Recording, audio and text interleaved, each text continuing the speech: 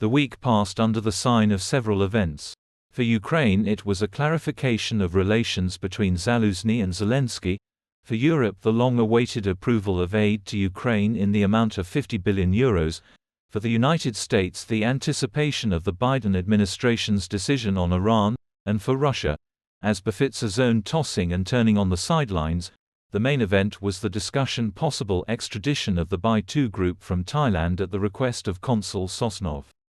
By the way, this Sosnov successfully monetized his position by opening a company selling foreign passports for his wife. In general, as a result of the butting, the group was sent to Israel, where the musician's ordeal ended. The conflict between Zelensky and Zaluzhny reached a new level on Thursday evening when CNN published a text by the Commander-in-Chief of the Armed Forces of Ukraine, in which he outlined his strategic vision for the development of the war. Until now, Zelensky claimed that Zaluzhny had no plan for waging war, but now it turns out that there is a plan, and the whole point is in the political leadership, which does not fully adequately assess what is happening. Zaluzhny's text answers the question, what does the Commander-in-Chief of the Armed Forces of Ukraine propose? All that remains is to wait for Zelensky's reaction, who will be forced to make his move. The world also watched the Biden administration's response to the terrorist attack on an American base in Jordan. Pentagon Chief Austin on Thursday, responding to a question about why the United States has not yet responded to this strike, said, "It's time to deprive them of even more potential than before. We want to hold accountable the people who are responsible for this," he said. "And we also want to make sure that we continue to disempower them as we move forward." And it became clear that the decision had been made, and the United States would launch its strikes on Iranian targets in the very near future. The EU summit, held on February 1, finally put an end to the issue of allocating €50 billion in aid to Ukraine. Orban was forced to retreat before the onslaught of the heads of 26 European countries. However, he managed to fray his nerves and delayed the decision for a sufficient period of time so the Kremlin can be happy. And they can also admire the obedience of the inhabitants of the cattle station, who rushed to praise the spoiler candidate Nadezhdin. It doesn't occur to the slaves that he is an ordinary spoiler, replacing the beloved Sobchak. And Navalny, as befits an agent, again called for people to come to the vote, but to stick it in the stump for anyone, but not for Putin. This legitimator of the fascist regime has long been turned into a toggle switch system. It must be turned on. The mechanism for manipulating non-escorts is debugged and works flawlessly. A telephone survey of Blundarians showed that 60% of respondents believe that the event will be held fairly. This is not even stupidity, this is complete degradation. It is clear that the collective West recognizes the rebirth of a rat as illegitimate, after which they will completely stop talking to the cave, except on the topic of war.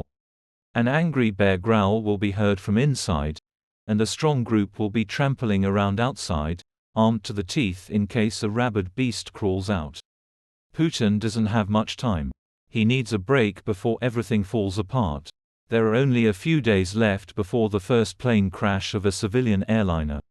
Airplanes break down so often that every flight can become a potential kamikaze flight. And after the first such catastrophe, the gates to hell will open.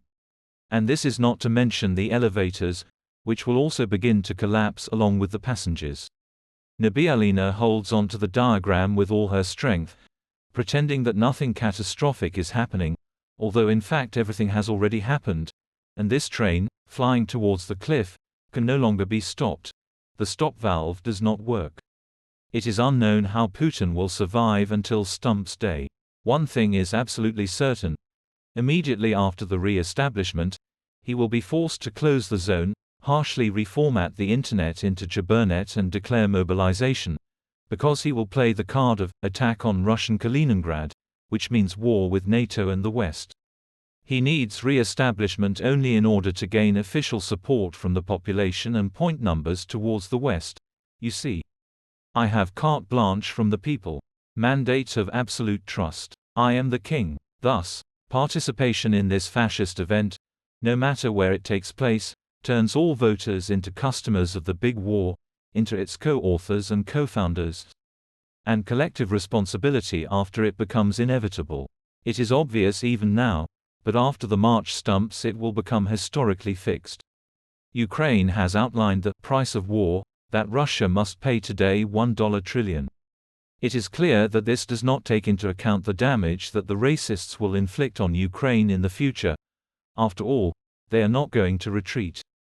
In response to this figure, the Kremlin only squeals about the illegality of confiscating Russian assets frozen abroad, threatening in response to squeeze out Western assets stuck in the cave, the value of which could reach $288 billion.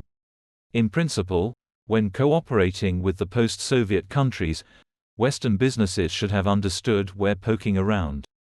But they so wanted to get their piece of the pie in the huge market of savages that thoughts of risks overshadowed expectations of profit. So don't feel sorry. Cut the furry pieces, cut them. As the Kremlin ramps up nuclear hysteria, the UK will launch a nuclear missile from a submarine in the Atlantic Ocean for the first time since 2016. The test is scheduled for February 4. And this is also an indicative attraction for Putin, who must make sure that everything flies for the Britons, and if necessary, it will certainly arrive. And at this time Putin is tearing up and rushing around, imprisoning the developers of his hypersonic missiles, which turned out to be nothing. 12 eggheads have already been arrested, and this is far from the end. Investigators report personally to Putin on how the investigation is progressing, and the task is not to find the culprits, but to imprison several people in each institute.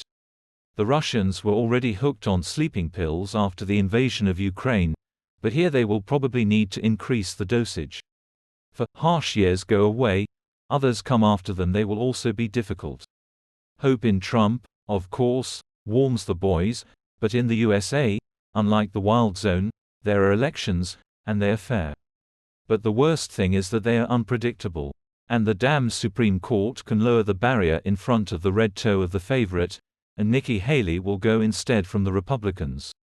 It is impossible to come to an agreement with this stubborn Reaganite, and she is capable of turning the campaign around in such a way that it will become very difficult for the elderly Biden. Putin understands that his main resource time is running out.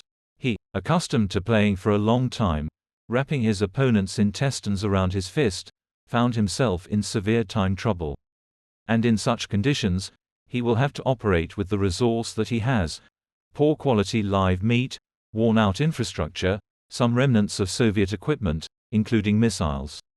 And, of course, propaganda. But its termites devoured the zone from the inside, leaving a fairly rickety facade, behind which obedient masses roam like somnambulists, ready to go anywhere on orders. Moreover, their path always has a final stop at the cemetery. And only the devil knows when Zonov's train will approach her.